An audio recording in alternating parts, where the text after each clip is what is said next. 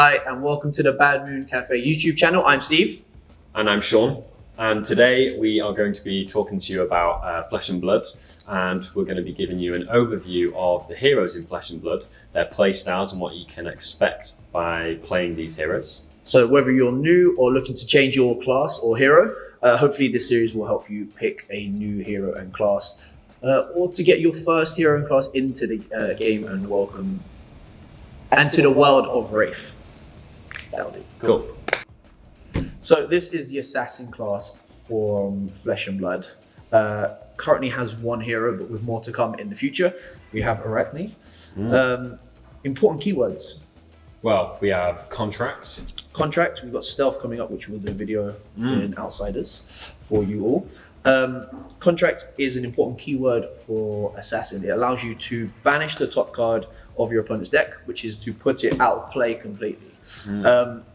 By doing so, you then get benefits as an Assassin. So you could get tokens, or you get additional abilities going forward, which allow you to buy your equipment back, which is a very unique selling point for Assassins. It's currently the only class who has the ability to break their equipment and then buy it back.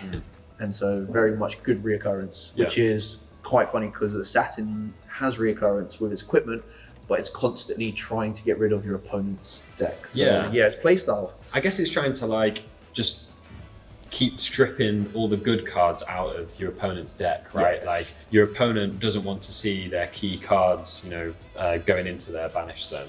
Otherwise, they're just going to be really stuck with some of their more lackluster cards. The combo pieces. So like Assassin wins. There's a win condition, other than obviously trying to get your opponent's life down to 0. The current way Assassin wins is through disruption, getting your opponent's important key cards out of the game completely, or if they're not 100% beneficial to them at the moment, they'll cycle it, which is they can put it to the bottom of the deck. Which, if you're really trying to set up this one-turn combo, or you're just one card off being able to end the game, and the Assassin player sees it before you do, they'll just get rid of it. And that feeling of just watching it and just go, okay, I'm going to Arsenal, pass back. It's not a very strong, tough hero. They don't play. They don't have. Play quite slowly. They do play 1, maybe 2 attacks a turn. They aren't known for going tall, which is to get the biggest number in one big attack. They're also not known for going extremely wide, which is to go for multiple smaller attacks. So, should we have a look at some of the cards? Some of them do come in over that 3 breakpoint, right? So 4, 5. Over the series, we're going to be talking about, we'll mention a word called breakpoint. And breakpoint is, the current breakpoints in the game are 4 and 7. So whenever you attack, if it's a 4 or a 7, we'll probably refer to that as a breakpoint, because most cards block for 3. So the moment you hit for 4, the opponent has to decide if they block with 2 cards or a piece of equipment or any other way of dealing with it. Same for the number 7, because you can block with 2 3s, get to 6, easily done. So 7 is also another one. The current heroes in the class, the main one we have at the moment is Arakni. If you've not read Arakni's lore, do so. It's very, very good. Talking about, no spoilers, but talking about the contract that they did. So the Assassins are very big in the lore about taking out contracts, making sure that they get done. And he's part of this gang, right? Well, we don't know if it's he, so it's they. So currently everyone's they, because the Assassin is currently masked and there's no artwork to depict who they might be. So everyone's thinking, is it this person in the lore that they've read, and at the moment we haven't got a clue. I love that. The Arakni's really big with the word contract. Their ability is whenever they attack with a card that has contract, they get to see the top card of your deck first, which allows them to have a bit more knowledge than you do on what's left in your deck and where it is, and then decide to put it either at the bottom or leave it at the top. So really big, really good ability to have on an Assassin, especially if you're going for that disrupt. And the reason that's important is because we can have a look at Annihilate the Armed, right? So we're going to talk about 5 cards, assassin class cards, that are good in pretty much any build for Assassin. So you might sideboard some of these out, which is to take them out before the game, depending on the hero.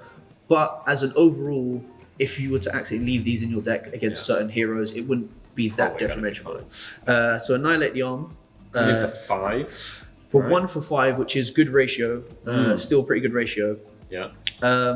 Says you are contracted to banish your opponent's attack action cards. Currently in the game, Kano is probably the only one who wouldn't have any. Even Icelander, who's a wizard, will run them. Pretty much even the warrior classes run them.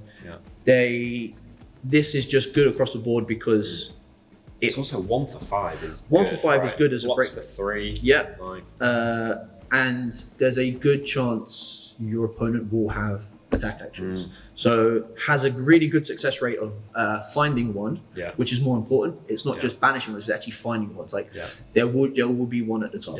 So you would play Annihilate the Armed because it's got the contract keyword. Arakni's ability would trigger. You as the Arakni player look at the top card of your opponent's deck and go, oh, is it an attack action card? If it is, then I can leave it on top. And if it isn't, then I'll put it on the bottom. And that's the most basic way of playing, right? What we were saying was you might look at it and go, oh, this is a really key card for Brute, for instance, like Blood Rush Bellow. It's a non-attack action, but it's their 1 of 3 Blood Rush Bellows. I'm going to leave that on top.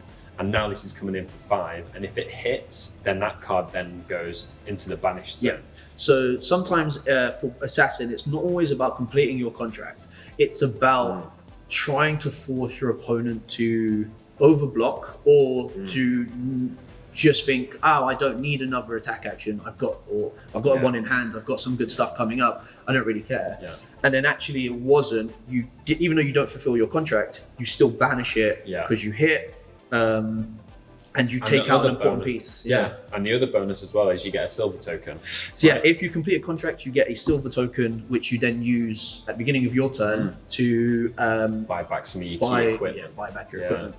Or, I mean, silvers can be used in conjunction with other cards, cash in. Cash in, cash other out. Bits and pieces, So, as well as pitch to the silver token in order to be able to draw cards, etc., etc. So there's very few. There's a lot. There's very good uses, and very little drawback. Really. Cool. Next card.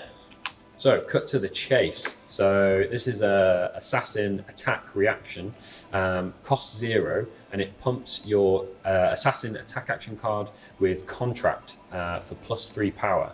So this is coming in essentially as a rather cheap Razor Reflex, right? So it's a very specialist version of Razor Reflex. So attack reactions happen after a player is defended. So if they have decided to block your Annihilate the Arms for 6, you then cut to the chase. You now make it 8. It now hits, and you can get that really important card. It also allows you to look again, which Razor Reflex will give you that go again if it hits. As Assassin, you're not really too that's not that important sometimes. But allowing, if your first contract failed, you put it to the bottom. Your first look gives you another chance. This gives you another look to say, well, what about this one? And then maybe I can put that to the bottom. So the blue is for +1, yellow's +2, red is +3. So almost identical to Razor Reflex in that regard. And a theme that we're seeing as well with these assassin cards is that they all block for 3. So maybe that starts to show maybe they are actually quite a sort of blocky class. Equipment blocks. So as far as we're aware, all their equipment blocks. All their cards block, and even including that, they're still not a tank class. They just have that ability to if they need to. It's like really good. Poke through a bit of damage, banish some cards. It's just gonna sort of take the threats out of your opponent's deck, isn't it? Next one. So Slay the Scholars. So Slay the Scholars is banish your opponent's non-attack actions. I know as a brute, you're a brute player. You will have these non-attacks. Don't take my Blood Rush Bellows. Blood Rush, barraging. Even now Berserk. Same even for Sand Sketch Plan. Anything. I hate Slay the Scholars. Same even though it's less I have less of them as a mechanologist player. Yeah. Getting rid of my items. Yeah. And like normally you want to get rid of a mechanologist items anyway, but now the fact that you're getting rewarded for it really puts pressure, because I go, if you play Slay the Scholars, you look at it and go, I'm gonna leave it on top. Yeah. Even if it's not an item, because it's a non-attack action, I will probably still have to block because I don't want to risk it. Yeah. So just that mind game alone, and again, we were talking about breakpoints, 0 for 4. It's just good. You know, just to take away, I mean, even into Wizards, which is all their deck pretty much is non-attacks, and getting rid of like Ether Wildfire. Yeah. You know, being like, just get it gone. Something key. Again, it's all just, you're just messing with your opponent's deck constantly. Yeah. And like you're asking your opponent, how many threats do you have in there? And how afraid are you of losing it? 0 for 4. I mean, yeah, it's just good. Just good. Now, if your opponent does block out, oh yeah, you do have a very gruesome card called Shred. The art on this, again, the art on all of these assassin cards is pretty gruesome. Yeah, I mean, they do their job well, I guess. Absolutely. And they leave a message. So Shred is another reaction, which it's the first, I believe it's the first of its kind, where a lot of reactions buff your attack. Yeah. So if your opponent blocks for free, you're attacking for free, you'll want to just get plus over. Yeah. Shred works the opposite way. Shred, instead of increasing your attack, reduces your opponent's defense. So it sort of incentivizes like blocking, right? It's very brutal in that it's target defending. So it works on equipment. God. And it works on cards. Oh, God. So very important key wording with this is, if you block with any piece of equipment that has the word temper, and this shreds it before the turn ends, the token goes on the piece of equipment, it checks for shred. Shred has now broken your tempered equipment if it goes to 0 or anything below it. So stuff against Courage of Bladehold, which warriors have, temper 2. If they block with it, thinking that'll be fine, and then you shred the armor is gone at the end of the turn. I didn't know that. I feel like that's like the more you know. Yeah, right? The more it's stuff. The thing is, definitely the more you know. It's very important to know, because you will easily look at your opponent and they have no cards in hand, 1 in arsenal. Yeah. And they just, why is my opponent sitting with such a smug face on? And then you block with all your equipment and they just go shreds, and you just go, that's why it's gone now and I have no armor. So gross. Yeah, last assassin card. Gross card. Also, the red comes in -4, right? Yep. So it gets through Sink Belows, gets through Fate for Scenes, Reckless Swings. Yeah. It does a number to stuff like Staunch Response, Guardian. These are all defense reactions that it just really hurts. Yeah. Ouch. Yeah. Last assassin card we're going to talk about. Shifty. Yep. Another one. Shifty. I mean, as a brute player, I don't care too much maybe about this go again, but so sack the Shifty, 0 for 4. Again, it's hitting that break point. Yeah. And the contract is that you're looking for cards with go again. So for where me and you would really, Slay the Scholars was detrimental. Yeah. Sack the Shifty's not so much for us, but for the other classes, Ninja class really doesn't want to see this. Warrior has a lot of non-attack actions that have go again. So this as well. There's a lot of go wide heroes. Yeah. So Rangers, like the Rune Blades, Rangers. This is very detrimental. A lot of heroes, as just a as just a baseline, will have cards that have go again, because it does improve your ability to play bigger turns. Yeah. So this does have that, that ability to just hurt most heroes in the game. So the Assassin's built really, really well in that it's very niche card it's looking for, and it could be a really small chance it finds the target. But most of the cards that are Assassin will just work against any other hero, because most heroes will have these conditions in their deck that you're looking to contract. It feels like they've got tools for every matchup, but those tools also work kind of a little bit into a little bit of everything, or a little bit of most things, but then there's those cards that you might bring in from your sideboard as Arakni or as an assassin, just specifically to target whatever matchup you're playing right now. Yeah. So you'll have these as your kind of your base level cards, and then you'll swap a couple of them out. So if you're going up against like a couple blues, Kano or Wizards, Shifty, or it's like if you're going up against a Wizard, you'd probably take out Sack the Shifty, but you would include more of Slay the Scholars, for example. Maybe even running the other colors, the yellows and the blues, just to improve that chance of being like, if you let any of these hit throughout the whole time, I'm getting silver. One generic we wanted to talk about that's really good in Assassin. Oh, absolute classic. Yeah. Right? So Razor Reflex. Even though you have Cut to the Chase as a 0 for +3, if you are looking to set up multiple contracts throughout the turn, you want to go again. Razor Reflex does that. If you attack for with a 0 for 4 attack, you still got cards in hand, cards in arsenal, resources somewhere. Got some resources. Because what we haven't talked about is contract stays until the end of the turn. So if I was to attack with Annihilate the Armed, have a way to give it go again. With the Razor Reflex. With the Razor, and then I was to play, let's say, Sack the Shifty with the off the go again. Any card I banish triggers every contract. So, for example, if you're looking at Annihilate the Armed makes you go looking for attack action cards, right? So if you were going up against, let's say, Ninja, Ninja has a lot to go again, lot of attack actions. So if you were to play Annihilate the Arms, you Razor it to get go again. You banish one, you'll get a silver token.